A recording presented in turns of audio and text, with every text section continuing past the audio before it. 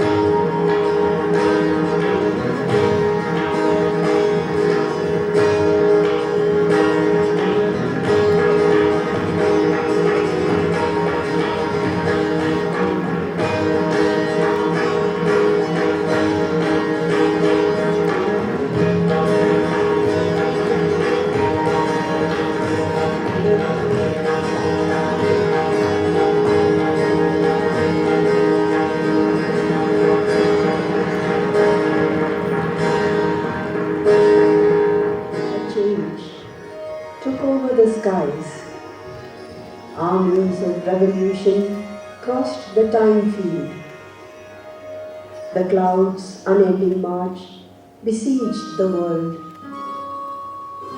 Enormous lightning split the horizon's rim. Downpour and drip and seeping mist swayed all and turned dry soil to bog and reeking mud. Earth was a quagmire, heaven a dismal block.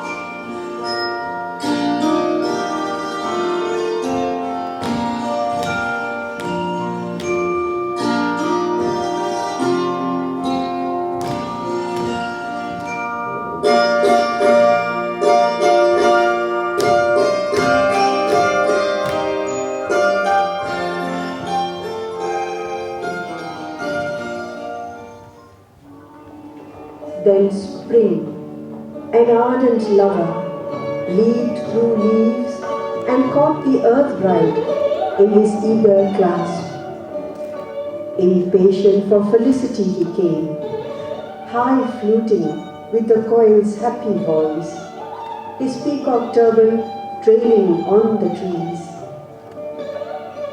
Immortal movements touched the fleeting hours, a godlike packed intensity of sense made it a passionate pleasure even to breathe.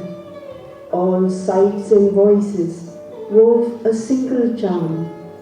The sunlight was a great god's golden smile. All nature was at beauty's festival.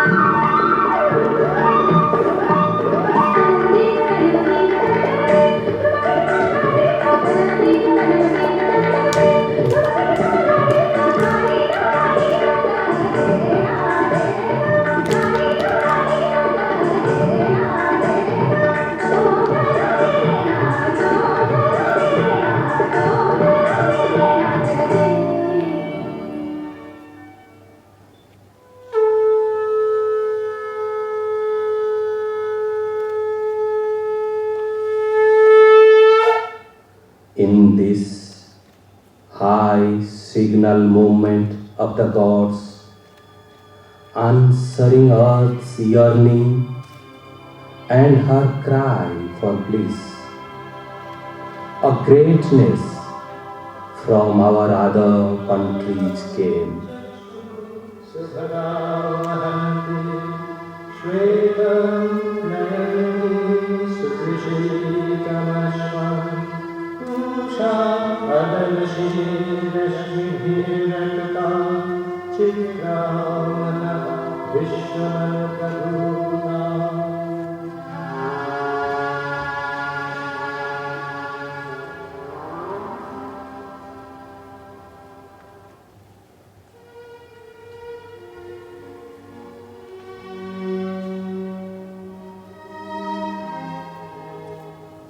All her life's turns led her to symbol doors.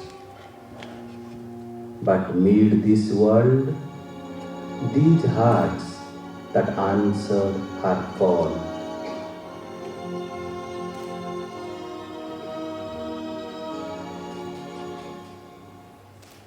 None could stand up her equal and her mate. Whoever is too great must lonely live. Adored he walks in mighty solitude. Vain is his labor to create his kind. His only comrade is the strength within.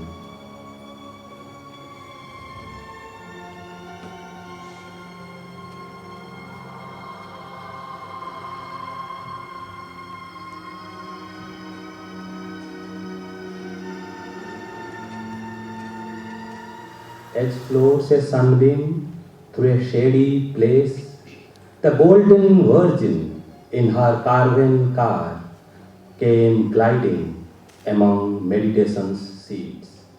I am Savitri, princess of Madra. Who art thou? Son of that king, I, Satyavan, have lived contented, for not yet of thee aware. But thou hast come, and all will surely change. I shall feel the world mother in thy golden limbs, and hear her wisdom in thy sacred voice. My body, like my spirit, shall be free. It shall escape from death and ignorance. O Satyavan, I have heard thee, and I know that thou and only thou art he. In silent bounds, bordering the mortal's plain, crossing a wide expanse of brilliant peace, Narad, the heavenly sage from paradise, came chanting through the large and lustrous air.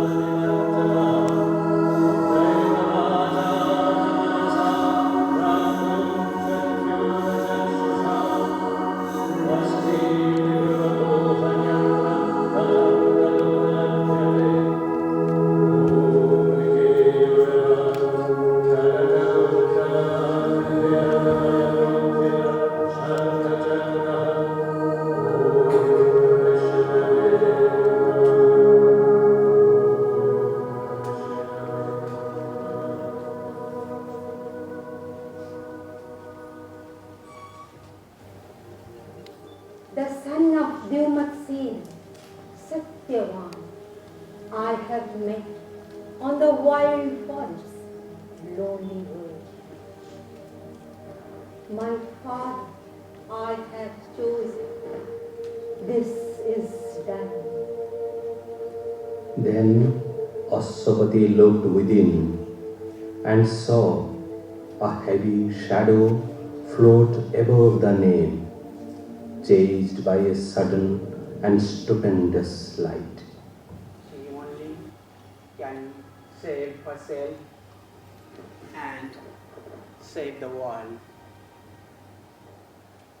Helpless against the choice of Savitri's heart, they left her to her rapture and her doom in the tremendous forest's savage charge.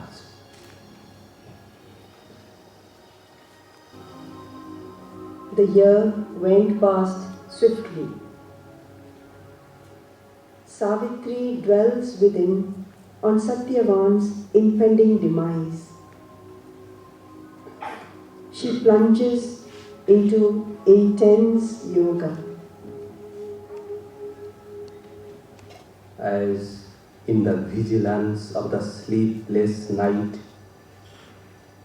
through the slow, heavy-footed, silent hours, repressing in her bosom its load of grief, she sat, staring at the dumb tread of time. Savitri undergoes moments of intense despair. However, a change comes over her. A higher force takes over her speech.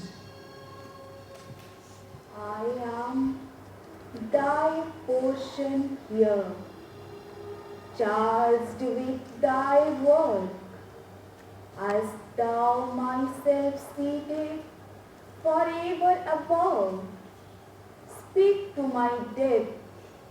O great and deathless voice, command, for I am here to do thy will. Remember why thou camest. Find out thy soul. Recover thy hid self. In silence, seek God's meaning in the depths. Then mortal nature change to the divine. Witness of the thoughts of mind, the moods of life, she looked into herself and sought for her soul. Savitri enters into her inner worlds. First, she meets the world of the inconscient, then the subconscient, then matter, followed by the vital.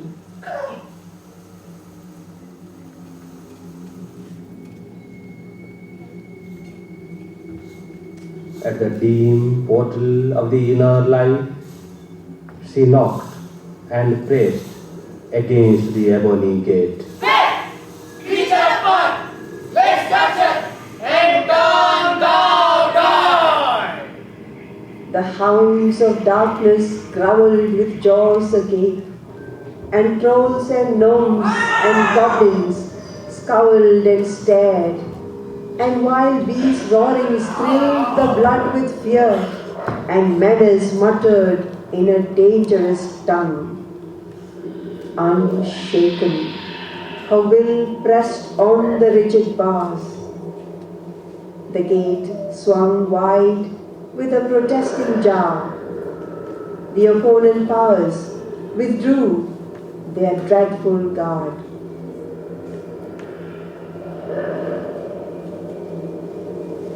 Her being entered into the inner worlds. In a narrow passage, the subconscious gate, she breathed with difficulty and pain and strove to find the inner self concealed in sense. Into a dens of subtle matter packed, a cavity filled with a blind mass of power, an opposition of misleading gleams, a heavy barrier of unseen sight, she forced her way through body to the soul. A thronged and clamorous air environed her. A horde of sounds defied significance, a dissonant clash of cries and contrary calls.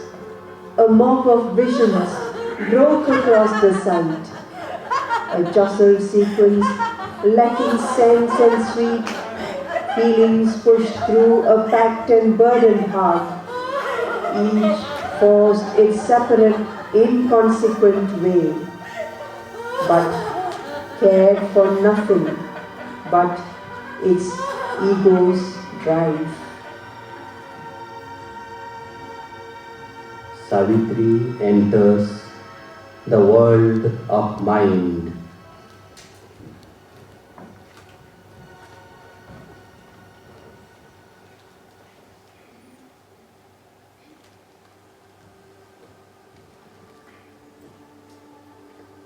Mighty mind, seated on the pedestal of power, addresses her. Here is the safety of the ultimate world. Here is the clarity of the sword of light. Here is the victory of a single truth. Here burns the diamond of flawless bliss, of favorite of heaven and nature live.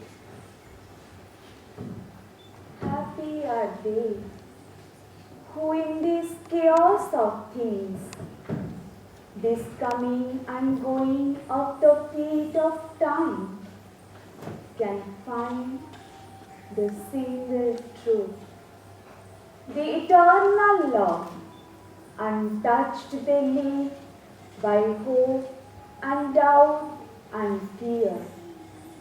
But I must pass, leaving the endless search, truth's rounded outcome, firm, immutable, and this harmonic building of word fact, this ordered knowledge of apparent things.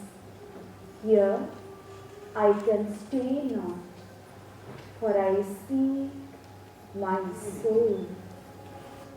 O human copy and disguise of God, who seekest the deity thou keepest hid, and livest by the truth thou hast not known. Follow the world's winding highway to its source. There, in the silence, few have ever reached, thou shalt see the fire burning on the bare stone, and the deep cavern of thy secret soul.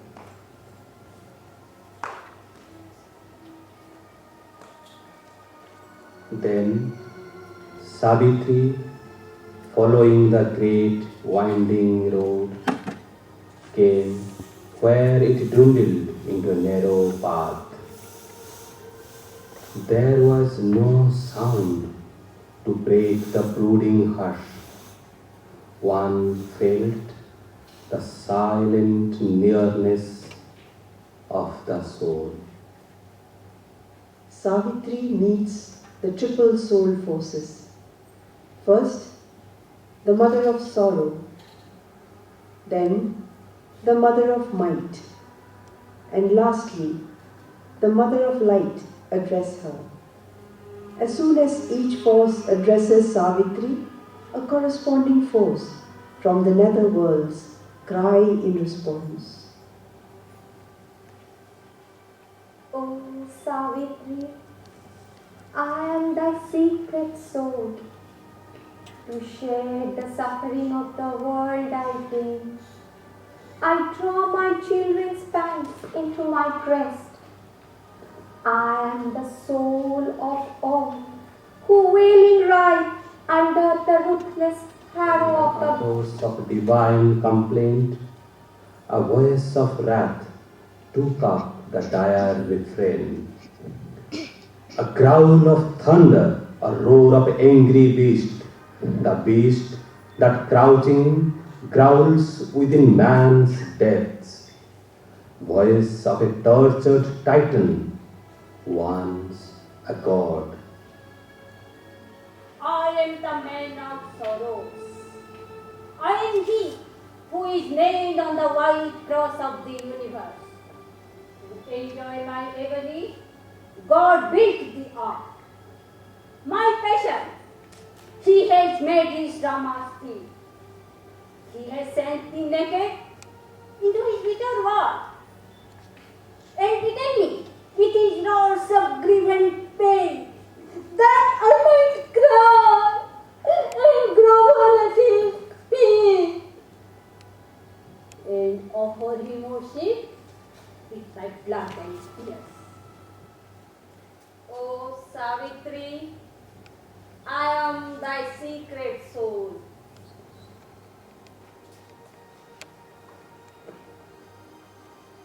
I smite the Titan who bestrides the world, and slay the ogre in his blood-stained den. I am Durga, goddess of the proud and strong, and Lakshmi, queen of the fair and fortunate. I wear the face of Kali when I kill, I trample the corpses of the demon hordes. I am charged by God to do His mighty work. Uncaring, I serve His will, who sent me forth. Reckless of peril and earthly consequence, she came into a high and happy space. A woman sat in clear and crystal light. Heaven had unveiled its luster in her eyes. Her feet were moonbeams. Her face was a bright sun. Her smile could persuade a dead, lacerated heart to live again and feel the hands of calm. O Savitri, I am thy secret soul. I am peace, which steals into man's war-worn breast. Amid the rain of hell, his acts create a hostel where heaven's messengers can lodge. I am charity, with the kindly hands that bless. I am silence, mid the noisy tramp of life. I am knowledge, pouring on her cosmic map. I make even sin and error stepping stones, and all experience a long march towards light. Onward she passed, seeking the soul's mystic cave. In endless time, her soul reached a wide end.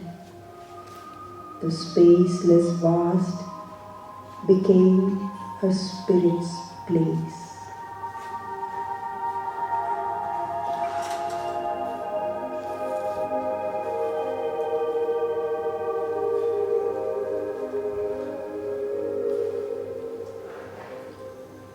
As thus she passed in that mysterious place, through room and roof, through door and rock-hewn door, she felt herself made one with all she saw. A sealed identity within her woke. She knew herself the beloved of the Supreme.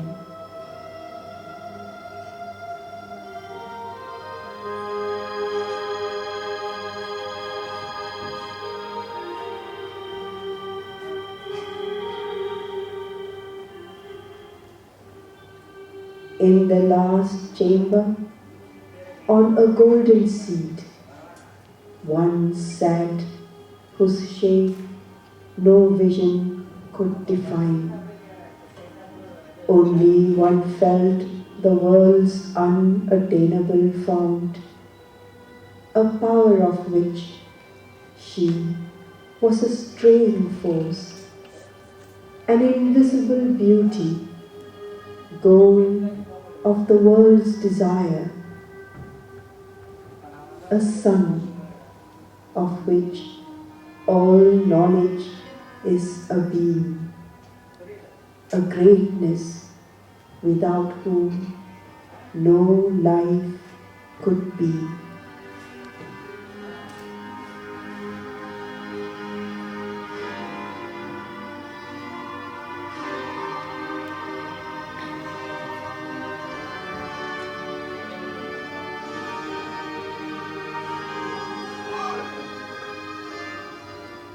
Then, through a tunnel dug in the last rock, she came out where there shone a deathless sun.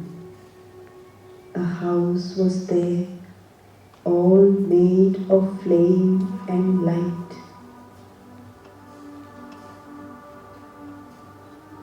And crossing a wall of doorless living fire.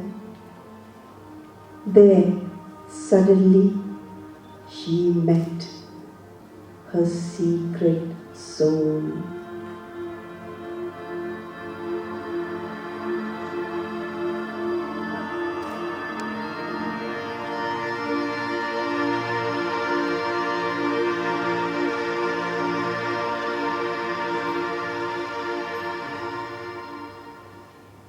Here, in this chamber of flame and light, they met. They looked upon each other, knew themselves, the secret deity and its human part, the calm, immortal and the struggling soul. Then, with a magic transformation speed, they rushed into each other and grew one.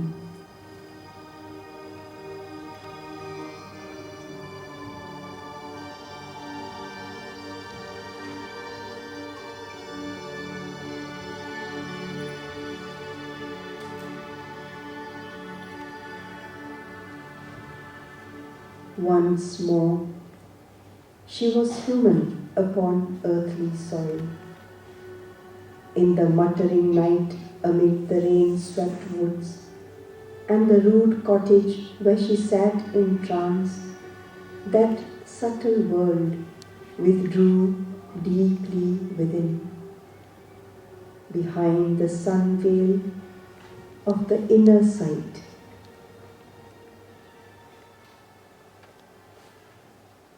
the day dawns. This was the day when Satyavan must die.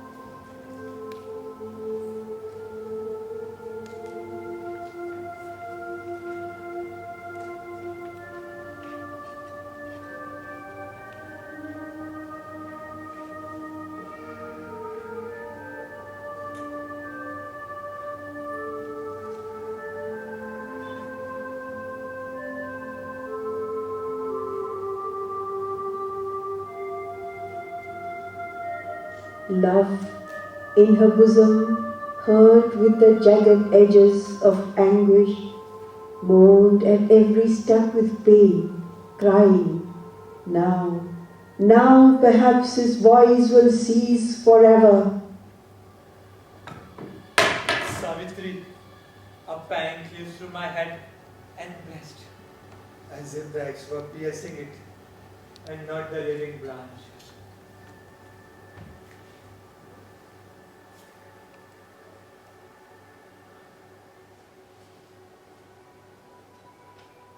A while, let me lay my head upon thy lap, and guard me with thy hands from errant fate.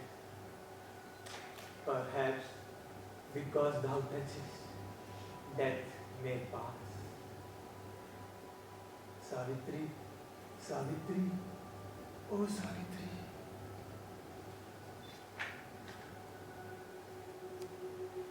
Near her, she felt a silent shade immense, chilling the noon with darkness for its back. An awful hush had fallen upon the place. There was no cry of birds, no voice of beasts. She knew that visible death was standing there, and Satyavan had passed from her embrace. Then, suddenly, there came on her the change. A force descended, trailing endless lights. It sank into her soul, and she was changed. Now, all her acts sprang from a Godhead's calm. She raised her noble head. Fronting her gaze, something stood there, unearthly, somber, grand, a limitless denial of all being that wore the terror and wonder of a shape. The two opposed each other with their eyes, woman and universal God.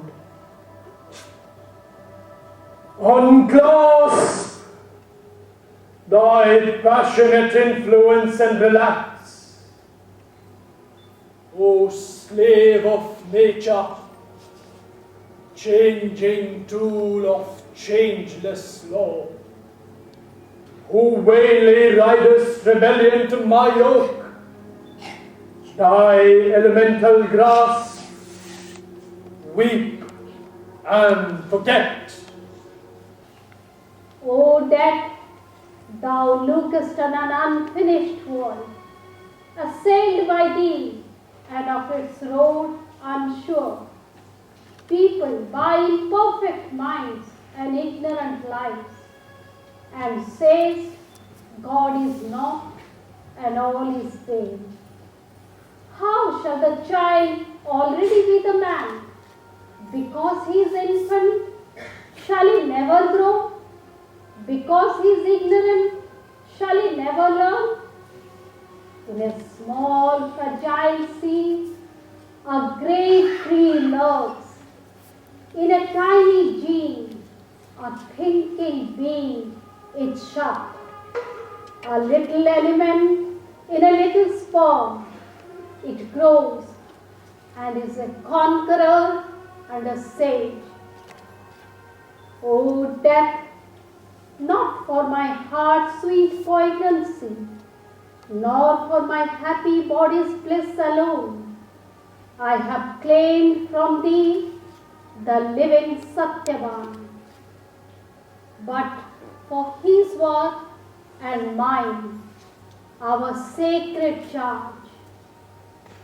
For I, the woman, am the force of God, he, the eternal's delicate soul in man. My will is greater than thy law, O death. My love is stronger than the bonds of fate. Our love is the heavenly seal of the Supreme. I guard that seal against thy rending hands. My spirit's liberty I ask for all. Mighty art thou with the dread goddess filled, to whom thy Christ did dawn in the dim woods. Use not thy strength like the wild Titan souls. Touch not the seated lines, the ancient laws. Respect the calm of the great established things. Even God himself obeys the laws he made. The law abides and never can it change. The person is a bubble on time's sea. This truth I know, that Satyavan is dead, and even thy sweetness cannot lure him back. Leave then thy dead, O Savitri, and live. O death, thou too art God, and yet not he, but only his own black shadow on his path. As leaving the night, he takes the upward way and drags with him its clinging, inconscient force. But who can show to thee truth's glorious face? Our human words can only shadow her. To thought, she is an unthinkable rapture of life. To speech, a marvel inexpressible. O death, if thou couldst touch the truth supreme, thou wouldst grow suddenly white and cease to be. If our souls could see and love and clasp God's truth, its infinite radiance would seize our hearts. Our being in God's image be remade, an earthly life become the life divine. Is thine that strength, O beauty of mortal limbs? O soul, who flutterest to escape my net? Who then art thou, hiding in human guise? Thy voice carries the sound of infinity. Knowledge is with thee. Truth speaks through thy words. The light of things beyond shines in thy eyes. But where is thy strength to conquer time and death?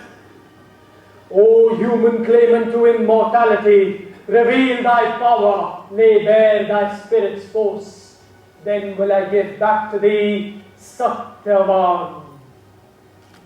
Or if the mighty mother is with thee, show me her face that I may worship her.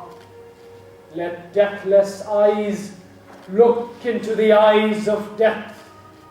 An imperishable force touching brute things transform earth's death into immortal life.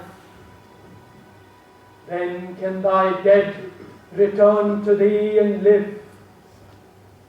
The prostrate earth perhaps shall lift her gaze and feel near her the secret body of God. And love and joy overtake fleeing time. And Savitri looked on death and answered not. A mighty transformation came on her.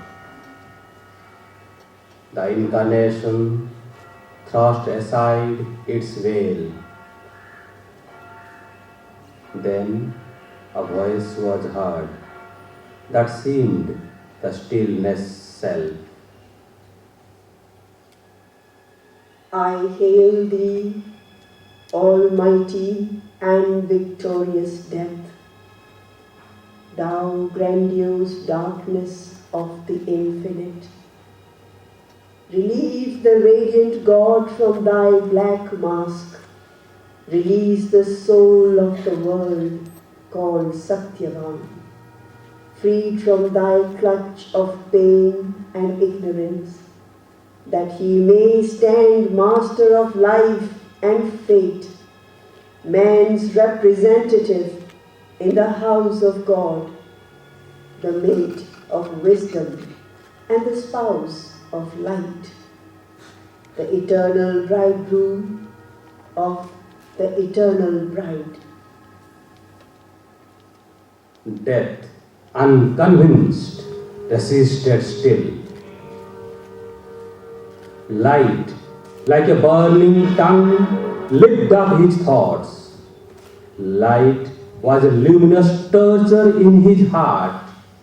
Light coursed, a splendid agony, through his nerves, his darkness muttered, perishing in her blaze. He called to night, but she fell shuddering back. He called to hell, but sullenly it retired. He turned to the inconscient for support, from which he was born, his vast sustaining self. It drew him back to a boundless vacancy, as if by himself to swallow up himself. He called to his strength, but it refused his call. His body was eaten by light, his spirit devoured.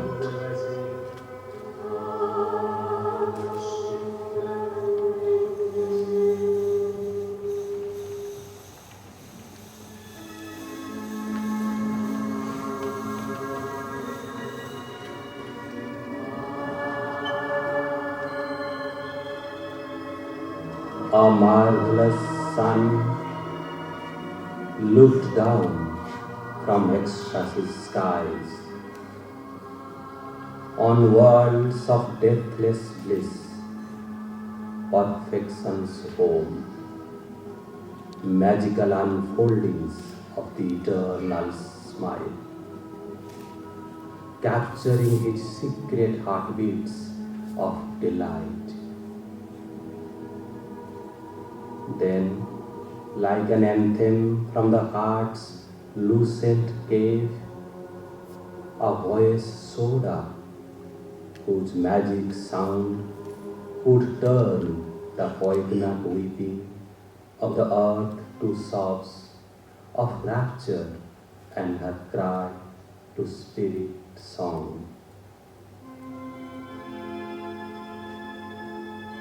When the hour of the divine draws near, the mighty mother shall take birth in time, and God be born into the human clay, in forms made ready by your human lives.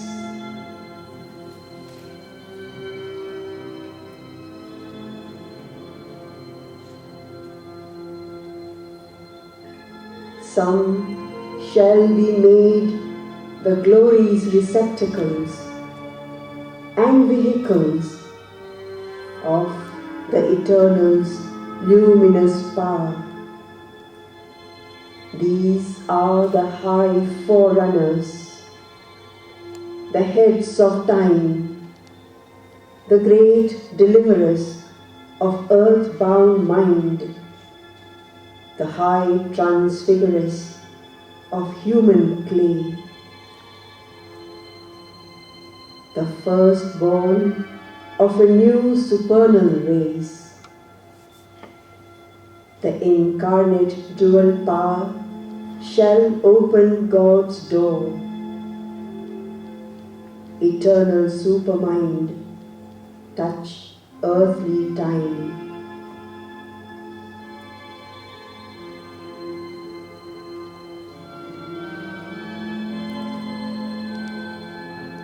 The Superman shall wake in mortal man and manifest the hidden demigod, or grow into the God-light and God-force, revealing the secret deity in the cave. Then shall the earth be touched by the Supreme. His bright, unveiled transcendence shall illumine the mind and heart and force the life an act to interpret His inexpressible mystery in a heavenly alphabet of divinity's signs. The Spirit shall look out through matter's gaze, and matter shall reveal the Spirit's face. Nature shall live to manifest secret God. The Spirit shall take up the human play. This earthly life become